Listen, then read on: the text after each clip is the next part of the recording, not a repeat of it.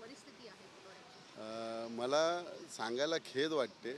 मी महानगरपालिकेकडे सातत्याने पाठपुरावा करतो, म्युन्सिपल कमिशनरकडे सातत्याने पाठपुरावा करतो, PWDकडे सातत्याने पाठपुरावा करतो.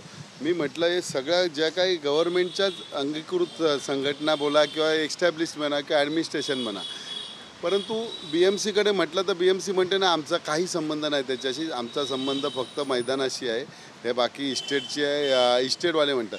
त्यानंतर PWDकडे पाठवतात. PWDला आम्ही सातत्याने पाठपुरावा करतो, पण PWD त्याच्याकडे जरासुद्धा लक्ष देत नाही. शेवटी काल जिल्हा नियोजनाची बैठक होती. ज्या महाराजांच्या नावावरती महाराष्ट्राची सुरुवात होते, महाराष्ट्राचा आराध्य देव किंवा हिंदवी स्वराज्याचे संस्थापक छत्रपती शिवाजी महाराज, आज छत्रपती शिवाजी महाराजांचा एवढा मोठा अश्वरूढ पुतळा आणि जो राजकीय मैदान आहे इथे, हा राजकीय मैदान आहे, आज 1 मेला हार घातलेला, तो हार आज काढला, तो कुजला हार, त्याची कुजल्यामुळे ती फुलं कुजली, त्याच्या महाराजांच्या गळ्याच्या इकडचा सगळा भाग बघा तुम्ही सफेद सफेद झालेला आहे.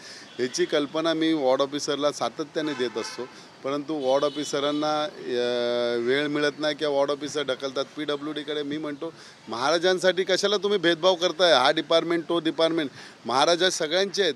महाराज हे पुऱ्या भारतात किंवा महाराजांची सगळी युद्धकला हे संपूर्ण फॉरेन जगातले सगळेच देश त्याचा अवलंबन करत असतात. अशावेळी जर महाराजांची एवढ्या मोठ्या अश्वरूढ पुतळ्याच्या विटंबना होत नाही, परंतु त्यांच्यावरती देखभाल करत नाही.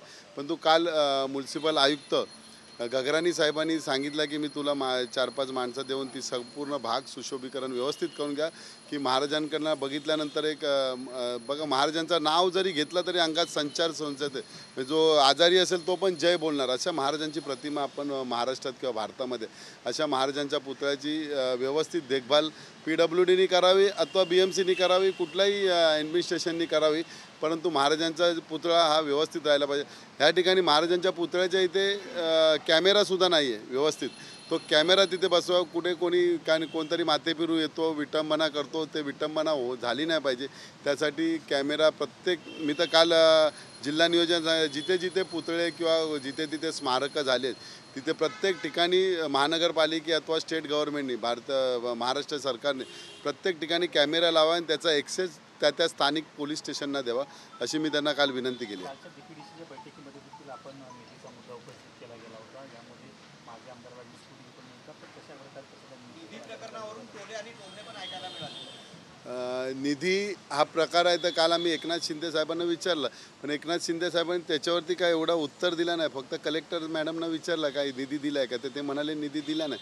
आता यांनी कुठून निधी आणला ते आता तुम्ही त्या आमदारांनाच विचारा, कारण आम्हाला अजून प्रत्येक आमदाराची खंत तुम्ही ऐकत होतात की एकासुद्धा आमदाराला सत्ताधारी पक्षाच्या आमदाराला सुद्धा निधी मिळत नाही, तर यांना 20 कोटी निधी कुठून मिळाला याचं रहस्य त्यांनीच सांगावं. विरोधक असाही दावा करतात, म्हणजे एकूण जर बघितलं तर माजी आमदारांना वगैरे निधी दिला जातो, पण आजी आमदारचे विरोधात आहे, त्यांना निधी दिला जात नाही अशी देखील नाही. काल मी सत्ताधारी पक्षाचे सेल्वन आहेत किंवा प्रसाद लाड आहेत, ते पण म्हणाले की आम्हाला निधी मिळत नाही.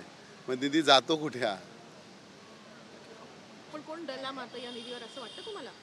ते आता काय दल्ला मारत नाही, परंतु त्यांनी जो काय आता बघा मुंबई शहर असं आहे की हा मल्टीपर्पज म्हणाल तर त्याप्रमाणे यूज करतो. उपनगरात भरी लोकसंख्या जास्त आहे, पण तो उपनगरातली अर्ध्यापेक्षा जास्त लोकसंख्या मुंबईमध्ये सर्व्हिसला किंवा आपल्या पोटा पाण्यासाठी किंवा त्यांचा बिझनेस असेल त्यासाठी इथे फेऱ्या मारत होतं. हा सगळा लोड आहे हा मुंबई शहरावरती जास्त येतो, त्यामुळे त्यांनी मुंबई शहराकडे जास्तीत जास्त लोकांच्या दृष्टीने निधी द्यावा, चांगल्या उपाययोजना या मुंबई शहरामध्ये आणाव्या, जेणेकरून बाहेरची लोक येतील, त्यांचा ताण मुंबईवरती पडला नाही पाहिजे.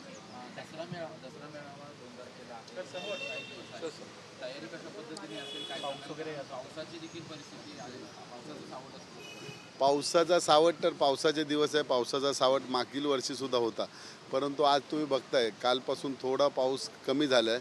आणि दसऱ्यावरती म्हणजे बाळासाहेबांची कृपा असेल, देवाची कृपा असेल, हा दसरा मेळावा अतिशय थाटामाटात होणार आहे.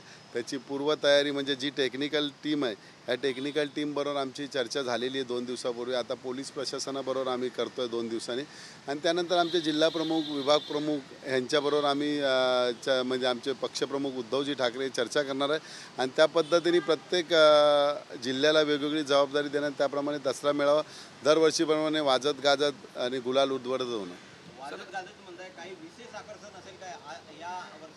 नाही या दसरा मेळाव्याला विशेष आकर्षण आता सांगितलं तर त्याचं आकर्षण जाईल म्हणून त्याच दिवशी आकर्षण बघा वेगळं आकर्षण असणं. सर हिंदी में जानना चाहेंगे छत्रपति शिवाजी महाराज